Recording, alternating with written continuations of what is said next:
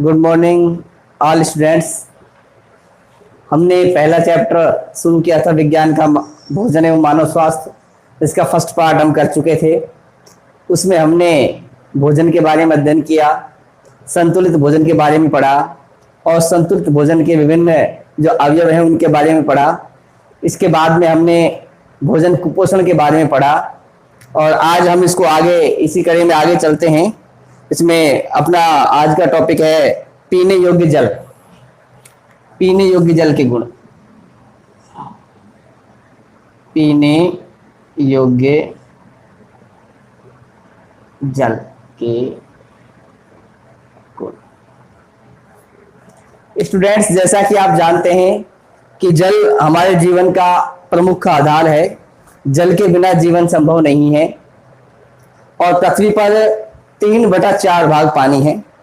फिर भी आपने सुना होगा, लोग कहते हैं कि पानी की कमी हो रही है, पानी की कमी। उसका कारण यह है कि पानी तो 3/4 भाग है, लेकिन जो पीने योग्य पानी है, जो पानी हम पीने के काम में लेते हैं, उसकी मात्रा दिन ब दिन घटती जा रही है। वो पानी दूषित होता जा रहा है। तो यहां हम देखते हैं पीने योग्य जल के गुण। सबसे पहला, उसमें आप लोग जानते भी हैं कि हानिकारक सूक्ष्म जीवों से रहित। वह हानिकारक जो सूक्ष्म जीव हैं उनसे रहित होना चाहिए, उसमें नहीं होने चाहिए। दूसरा, इसमें बताया है जल का पीएच मान संतुलित। जो आप पानी पी रहे हो उसका जो पीएच होता है, पीएच का मतलब होता है कि किसी पदार्थ की अम्लीयता और क्षारीयता को मापना, कि पदार्थ न तो ज्यादा अम्लीय होना चाहिए न ज्यादा क्षारीय होना चाहिए। तो इसी तरीके से जो पानी हम पीने के काम में लेते हैं उसका पीएच न ज्यादा हो न कम हो, बैलेंस जो संतुलित हो। आगे नेक्स्ट में, जल में ऑक्सीजन की पर्याप्त मात्रा घुली हुई होनी चाहिए। जो आप पानी ले रहे हैं उस पानी के अंदर जो द्रव्य ऑक्सीजन है, जो घुलित ऑक्सीजन है, वो बराबर होनी चाहिए। और लास्ट कह रहा है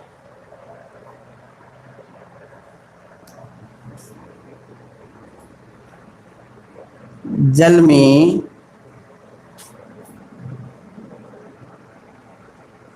वनस्पति या अन्य कण नहीं होने चाहिए। तो यह है आपका पीने योग्य जल।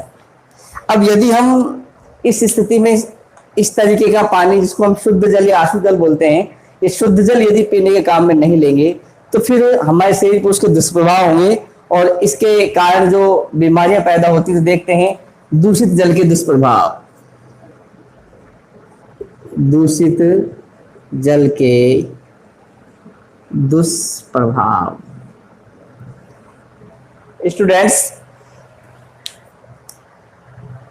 आप जानते हैं कि वर्तमान समय में अनेकों कारणों से जो पीने योग्य जल है वो दूषित होता जा रहा है। जिसका कारण फैक्ट्रियां हो सकती हैं, नगरीय अपशिष्ट हो सकते हैं, प्लास्टिक की थैलियां हो सकती हैं, मनुष्य के द्वारा किए त्यागे गए अपशिष्ट पदार्थ हो सकते हैं। इसके अलावा भी बहुत सारे कारण हैं जिनके द्वारा जो पीने योग्य पानी है वो दूषित होता जा रहा है, वो गंदा होता जा रहा है। यदि ऐसे पानी को हम पीने के काम में लेंगे, इस तरीके का पानी हम पिएंगे, तो उस स्थिति में जो हमारा शरीर है, इस शरीर में जो हमारा डाइजेस्टिव सिस्टम है, जो पूरा फुल बॉडी जो काम करता है, उसमें प्रभाव पड़ेंगे और बहुत सारी बीमारियां पैदा हो जाएंगी। तो उन बीमारियों के बारे में हम थोड़ा सा यहाँ देखते हैं। उत्पन्न होने वाली जो बीमारियां हैं, इसमें हेजा पेचिस,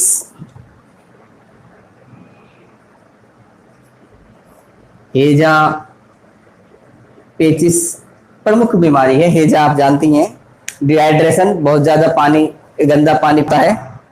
इसके अलावा वायरल संक्रमण से है, और वायरल संक्रमण के साथ में आपको जो रोग होते हैं जैसे हेपेटाइटिस है,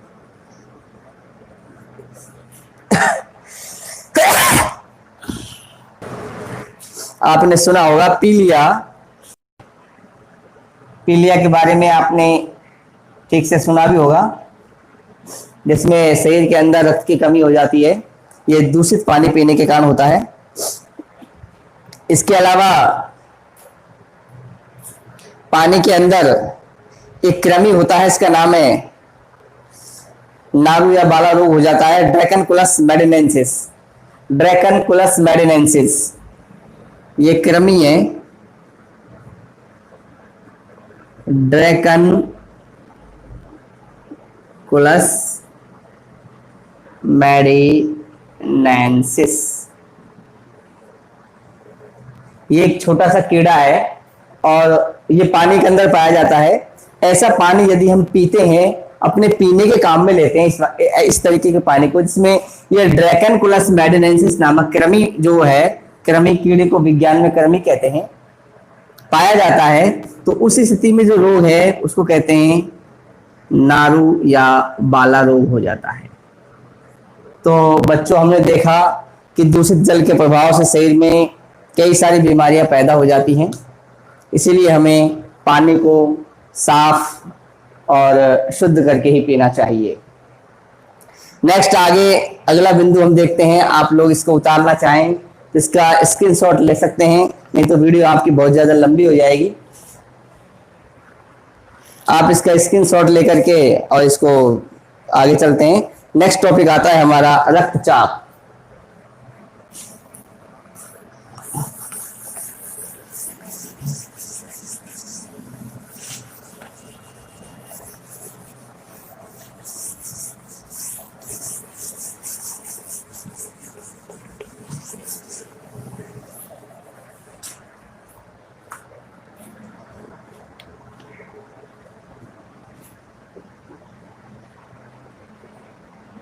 रक्तचाप या इसको हम रक्तदाब भी कहते हैं। देखिए बच्चों, हमारे शरीर के अंदर बहुत सारी पतली पतली नलियां हैं जिनके अंदर हमारा रक्त बहता है, और उन नलियों को हम कहते हैं रक्तवाहिनी। ये रक्तवाहिनी पतली पतली नलियां होती हैं, और जब हमारा जो हृदय धड़कता है तो उस स्थिति में हृदय रक्त को आगे पंप करता है, और उस पंप के जैसे ही रक्त आगे पंप किया जाता है तो वो रक्तवाहिनी में प्रेशर के साथ आगे जाता है, और उस स्थिति में ये बहता हुआ रक्त उस रक्तवाहिनी की जो अंदर वाली दीवार है उसके ऊपर दाब डालता है, और उसी दाब को हम रक्तदाब कह देते हैं। मैं एक बार फिर से आपको बता देता हूं, रक्तवाहिनियों में बहते हुए रक्त के द्वारा रक्त की नलियों की दीवारों पर डाले गए दाब को रक्तदाब कहते हैं। तो ये जो रक्तदाब है, ये रक्त द्वारा रक्त वाहिनियों की दीवारों पर डाला गया दाब रक्तदाब कहलाता है। और ये जो रक्तदाब है, इसको मापने वाला जो यंत्र है, मापने के लिए एक यंत्र काम में लेते हैं। आपने देखा भी होगा कि जब हम डॉक्टर के पास जाते हैं कई बार, तो वो हमारी यहाँ बाजू में यहाँ एक कपड़ा सा लपेटता है, इस तरीके से उसको लपेट देता है, और यहाँ बाजू में या इधर वाले में कहीं भी जो उसको सुटेबल लगता है, और उसको लपेट करके फिर वो एक हाथ से बॉल को ऐसे ऐसे प्रेस करता है, और एक मीटर सामने होता है, और उस मीटर में वो फिर देख करके बताता है। तो वो जो यंत्र आपने देखा है उसका नाम है, रक्त मापने वाला यंत्र, उसका नाम है स्फिग्नोमेनोमीटर।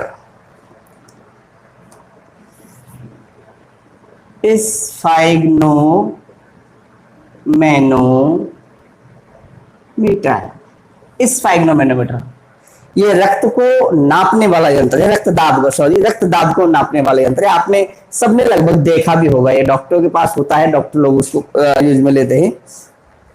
और एक मनुष्य का रक्तदाब, स्वस्थ मनुष्य का रक्तदाब जो है 120/80 होता है। स्वस्थ मनुष्य का जो रक्तदाब है वो 120/80 होता है।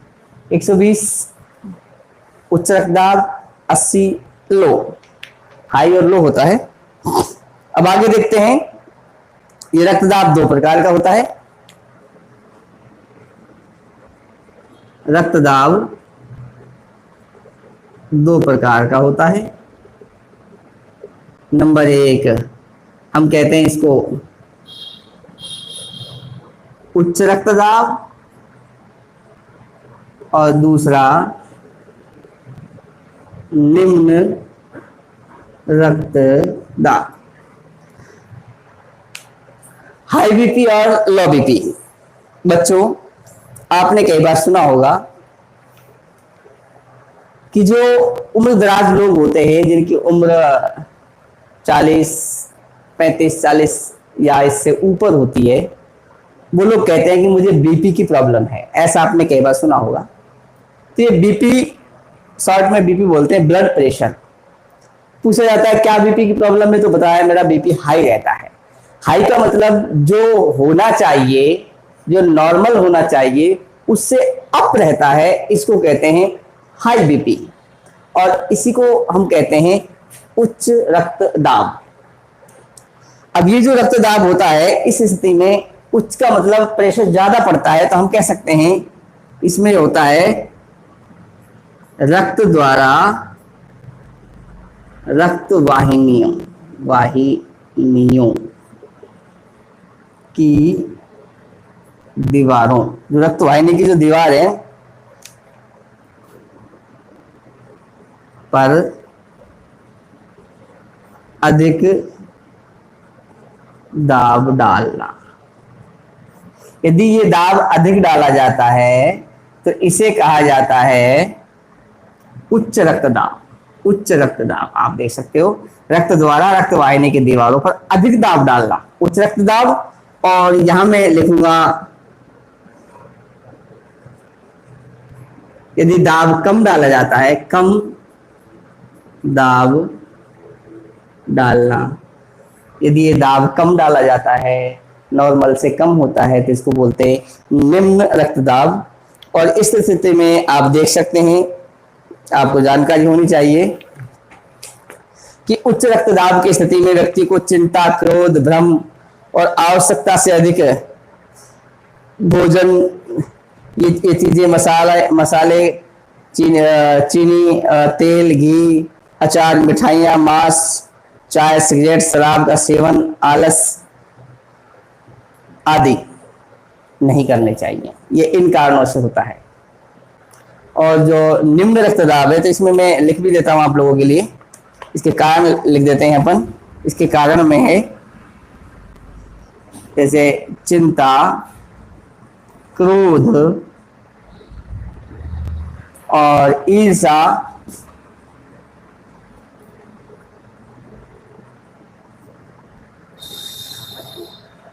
मैदे से बने खाद्य पदार्थ,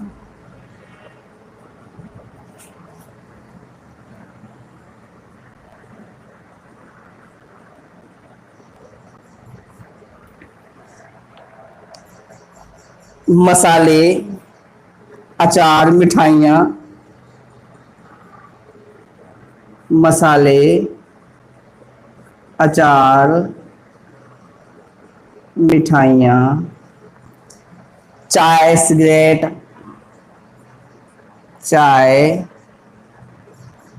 सिगरेट, शराब, तंबाकू आदि आदि और भी कई कारण है।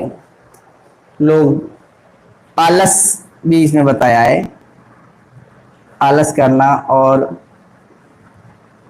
व्यायाम नहीं करना, तो इन सभी कारणों से हाई बीपी होता है। आगे हम देखें ये लो बीपी, जिसमें बताया है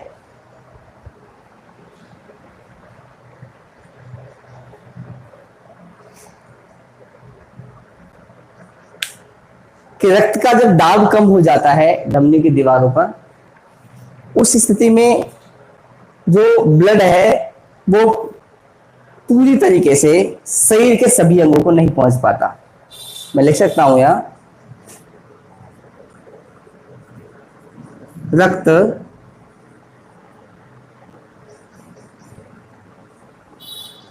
पूर्ण रूप से शरीर के सभी अंगों तक नहीं पहुंचता है, पूरी तरीके से रक्त नहीं पहुंचता है, जिसके कारण ये अंग ठीक से कार्य नहीं करते, जिससे ये अंग ठीक से कार्य नहीं करते हैं और वो अंग हमेशा के लिए खराब भी हो सकते हैं। तो ये था आपका बीपी। अब इससे बचाव के उपाय के बारे में हम चर्चा करते हैं। आपको नोट्स में दिए गए हैं, मैं थोड़ा सा रफली बता देता हूं। ऐसे रोगी को पोटेशियम युक्त भोजन करना चाहिए, जिसके अंदर पोटेशियम हो। भोजन में दूध की मात्रा होनी चाहिए और रेशेदार भोजन करना चाहिए। रेशेदार भोजन से क्या मतलब है? ऐसा भोजन जिसमें फाइबर की मात्रा हो, जैसे आपकी सलाद हो सकती है, हरी सलाद जो होती है, तो खाने में सलाद का उपयोग जरूर करें क्योंकि उसमें फाइबर बहुत होता है। पपीते के अंदर बहुत ज्यादा फाइबर होता है, तो ऐसा भोजन लें आप। इसके अलावा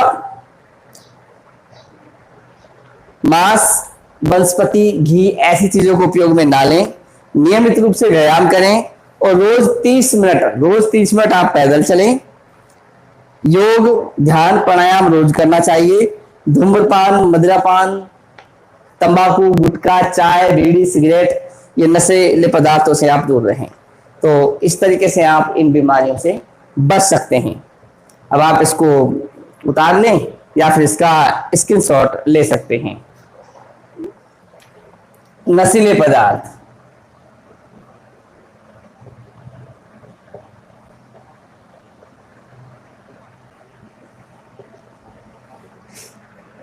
नशीले पदार्थ से मतलब है जिनका सेवन करने से शरीर में उत्तेजना अथवा मादकता आती है।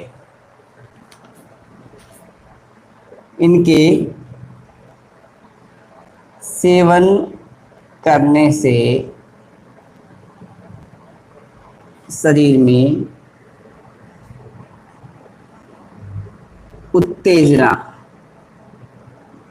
अथवा मादकता आ जाती है। इन्हें हम कहते हैं नशीले पदार्थ। इनका सेवन करने से मार्गर की शाही खत्म है। मैं 1 मिनट अभी मार्गर की शाही के लिए बोल देता हूं। नारी जी,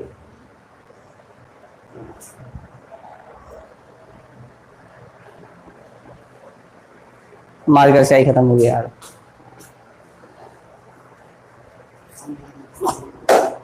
देखिए बच्चों, तो नशीले पदार्थों के बारे में आप लोग जानते हैं।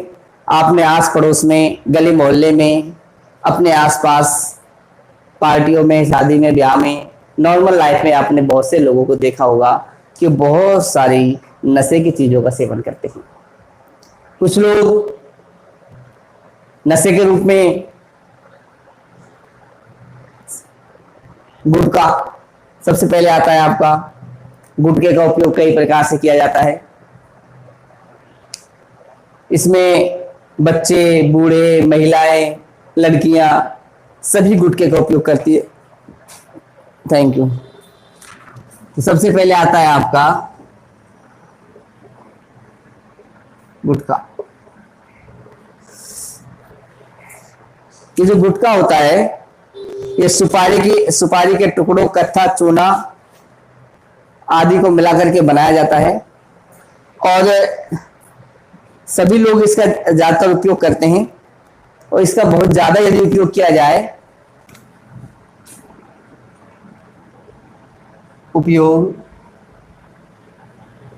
करने से क्या होता है, जबड़ा ठीक से खुलता नहीं है, या यूं कह सकते हैं कि जबड़े की पेशियां जो है वो कठोर हो जाती हैं और ये एक रोग है। इस रोग को कह सकते हैं submucous fibrosis. Submucous fibrosis, submucous fibrosis रोग हो जाता है। देख लीजिए आप, ज्यादा उपयोग करते हैं, जबड़ा ठीक से खुलता नहीं है क्योंकि जबड़े की पेशियां कठोर हो जाती है और इससे जो बीमारी होती है उसका नाम है सबम्यूकस फाइब्रोसिस रोग। इसके बाद है तंबाकू।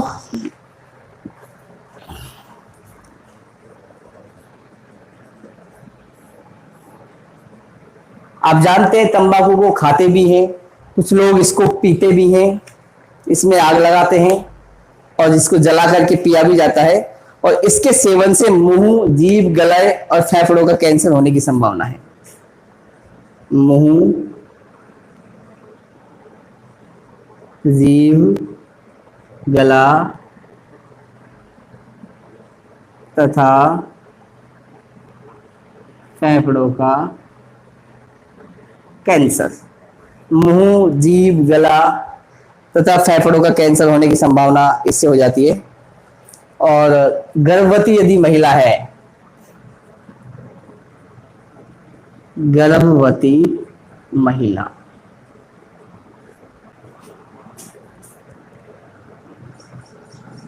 के सेवन से क्या होगा, पेट में विकसित हो रहे भ्रूण का विकास अवरुद्ध हो जाता है। यदि गर्भवती महिला इसका सेवन करती है तो उसके पेट में जो बच्चा पल रहा है उसका विकास रुक जाता है। और नेक्स्ट है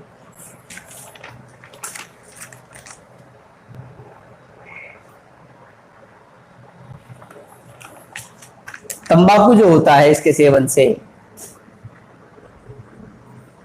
बीपी की समस्या, बीपी की समस्या भी आपको पैदा हो जाती है, बीपी प्रॉब्लम हो जाती है। और सबसे कठिन बात है, आप इसको उतारते रहें या फिर स्क्रीनशॉट ले लिया करें, या तो उतार लें या फिर स्क्रीनशॉट ले लें। समझना है तो बाकी नोट्स आपके पास हैं, उसके पास नोट्स नहीं है वो मुझे कमेंट करे, मैं उसे नोट्स भी अवेलेबल करा दूंगा। नेक्स्ट है सिगरेट के सेवन से। आजकल युवाओं में सिगरेट का सेवन थोड़ा सा होता है, सेवन बहुत ज्यादा चल रहा है। तो यदि सिगरेट का सेवन किया जाता है तो उस स्थिति में क्या होता है, देखिए, रक्त की ऑक्सीजन परिवहन की क्षमता कम हो जाती है। इसका मतलब है कि हमारा जो रक्त ऑक्सीजन को लेकर के विभिन्न कोशिकाओं में जाता है, तो वो रक्त जो है ऑक्सीजन को पकड़ कर ले जाने की उसकी जो पावर है वो धीरे धीरे कम होने लगती है, और ऐसी स्थिति में व्यक्ति का बहुत कुछ ठीक ठाक होती है, उसको सांस फूलेगा, बार बार थोड़ा सा काम कर लेगा बहुत तेज सांस फूलने लगता है, सीढ़ी चढ़ने में, आने में, जाने में, बोलने में भी उसका सांस फूलने लगता है। तो इस स्थिति में सिगरेट का सेवन आप समझ सकते हो कितना हानिकारक है। आगे नेक्स्ट करते मदिरा और लास्ट अफीम, उसके बाद ये पार्ट आपका एंड होता है। मदिरा, इसमें सबसे ज्यादा मात्रा अल्कोहल की होती है। सूत्र भी आप इसका लिख सकते हैं, एथिल अल्कोहल बोलते हैं इसको, C2H5OH। आप जानते हैं मदिरा एक मादक पदार्थ है और इसका सेवन करने से आदमी को नशा आता है, और उस स्थिति में क्या क्या दुष्प्रभाव पड़ते हैं इसके मैं आपको बता देता हूं। सबसे मुख्य रूप है व्यक्ति आर्थिक रूप से कमजोर होता है, आर्थिक रूप से कमजोर, आई मीन पैसे की उसको हानि होगी। शराब पिएगा, पैसा खर्च करेगा, फिर दोबारा पिएगा, फिर पैसा खर्च करेगा, अगले दिन फिर पिएगा, तो धीरे धीरे उसके पास पैसे की जो हानि होती चालू हो जाएगी। दूसरा उसका जो सामाजिक स्तर है, सामाजिक प्रतिष्ठा,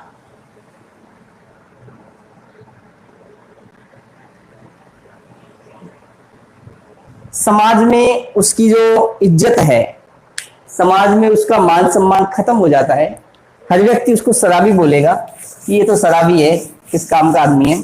तो इस स्थिति में आप देख सकते हैं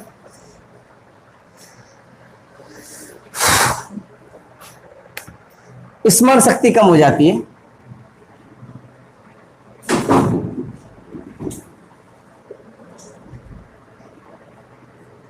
और एक रोग होता है वसीय यकृत रोग। इसमें उसका जो लीवर है, लीवर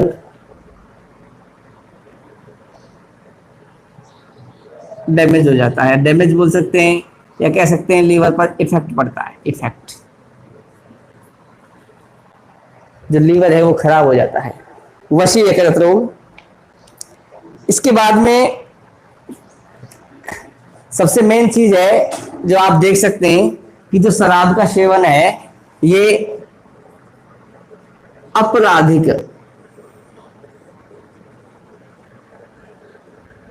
गतिविधियों को बढ़ावा देता है।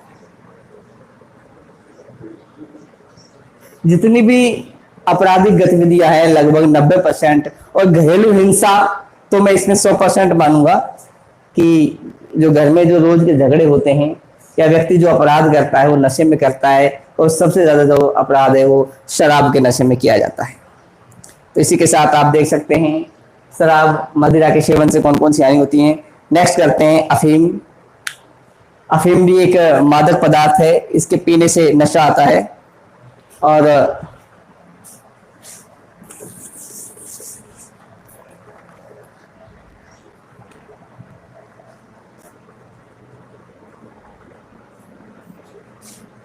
अफीम एक पौधा है जिसका नाम है पिपेवा सोमनिफेरम।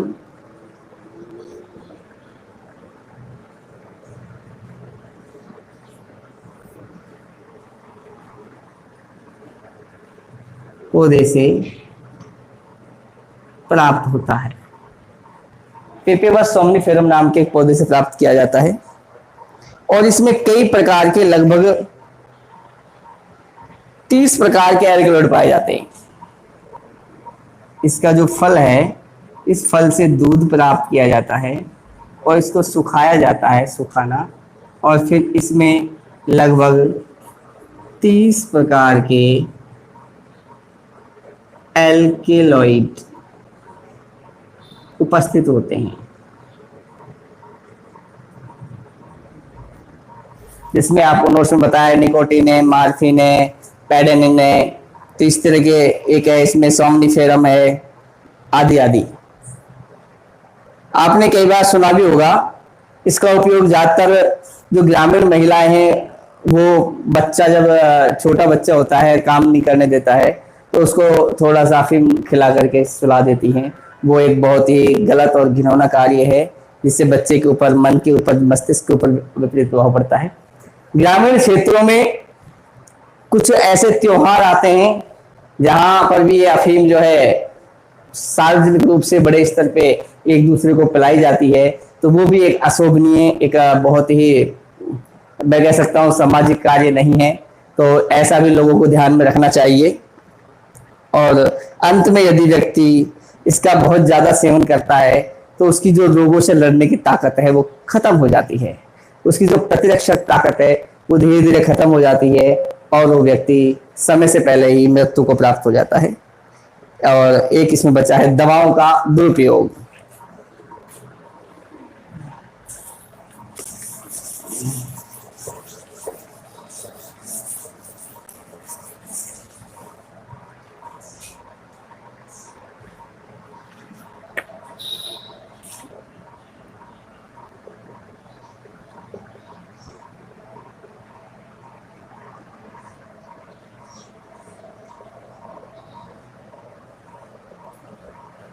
आप लोगों ने कई बार नोट किया होगा, बच्चे को, खैर आप अपने घर वालों से पूछोगे तो पता लगेगा कि जो डॉक्टर के पास हम जाते हैं, डॉक्टर मेडिकल से हम कई बार लेते हैं ना भैया, तो उसके पर्चे में कुछ दवाइयां ऐसी भी होती हैं जिनका उपयोग आज वर्तमान समय में नशे के रूप में किया जाता है।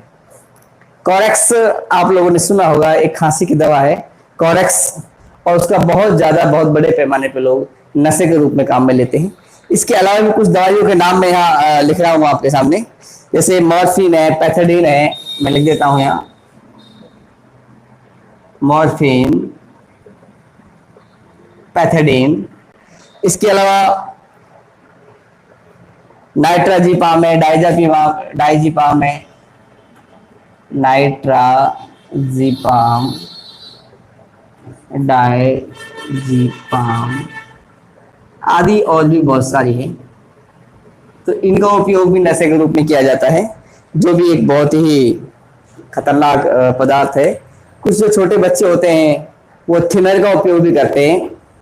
थिनर एक मार्केट में पदार्थ जो होता है, थिनर। इसके अलावा जो पंचर बनाते हैं उसको, जिससे टायर पे पंचर लगाई जाती है, क्या बोलते हैं, सिलोचन बोलते हैं, उसका भी जो है छोटे बच्चे काम में लेते हैं। तो ये भी एक हानिकारक पदार्थ है। और लास्ट अंतिम टॉपिक है खाद्य पदार्थों में मिलावट और उसके दुष्प्रभाव। आप लोग जानते हैं कि ज्यादातर हम लोग खाद्य पदार्थ दुकान से लाते हैं, और डिब्बाबंद जो पैकिंग पदार्थ आता है मार्केट के अंदर, जो जिसको हम बोलते हैं प्रिजर्व फूड बोलते हैं, पैक्ड फूड बोलते हैं, उस भोजन के अंदर मिलावट का मामला आपने बहुत अच्छे से सुना होगा, कई बार देखा भी होगा कि किसी शहर में या अपने कहीं आसपास हमने सुना होगा कि उस दुकान का इतने किलो कलाकंद था, या इतना मावा था, इतनी मिठाई थी जिसमें मिलावट पाई गई और वो पकड़ी गई। तो ये खाद्य पदार्थों में मिलावट का काम बहुत बड़े पैमाने पर किया जा रहा है, और हमें इसके लिए चाहिए कि हम ये जो पैकिंग का सामान है ये ना खाएं, ना खरीदें। ज्यादा से ज्यादा अपनी कोशिश ये रहे कि हम घर में बना हुआ खाना खाएं, अपने हाथों का बना हुआ भोजन लें, और मिठाई भी अपने घर पर ही बनाएं। बाजार की कोई भी चीज उपयोग में ना लें, इसमें विषाक्त हो सकती है, वो उसमें कोई जहरीला तत्व हो सकता है, वो आपको बीमार कर देगी, बहुत सारी बीमारियां आपके जो है घेर लेंगी। तो इसलिए आपको ध्यान रखें कि ये जो खाद्य पदार्थ, जो पैकिंग का सामान आता है खाने का, वो अपने घर में कुछ भी ना लाएं। और आप लोग, मैं सभी बच्चों से कहूंगा कि ऐसे पदार्थों का उपयोग ना करें। तो इसी के साथ आपका ये पाठ खत्म होता है। सभी बच्चों से मेरा यही कहना है कि यदि किसी बच्चे को कोई प्रॉब्लम है तो मुझे बताए, कमेंट करे, और किसी को नोट्स चाहिए, कोई रह गया है, छूट गया है, तो मुझसे नोट्स ले कमेंट करे। और यदि कोई कमी है, कोई परेशानी है, किसी भी तरह की प्रॉब्लम है, तो मेरे साथ शेयर करें उसकी प्रॉब्लम को। जहां तक मुझसे होगा मैं उसको दूर करने की कोशिश करूंगा। ये आपकी तक्षशिला स्कूल बख्तल की चौकी के द्वारा लगाई जाने वाली ऑनलाइन क्लास है, और इसमें मैं सभी बच्चों से कहूंगा कि ज़्यादा से ज़्यादा इसका फ़ायदा उठाएं। इस लॉकडाउन में, ये लॉकडाउन का मौसम चल रहा है, टाइम चल रहा है, इसमें अपनी पढ़ाई को जो है कंटिन्यू बना के रखें, ताकि आपके अच्छे से अच्छे मार्क्स आ सकें और आप जीवन में सफल हो। इसी के साथ आज का लेसन यही खत्म होता है। सभी के लिए नमस्कार, थैंक यू, धन्यवाद।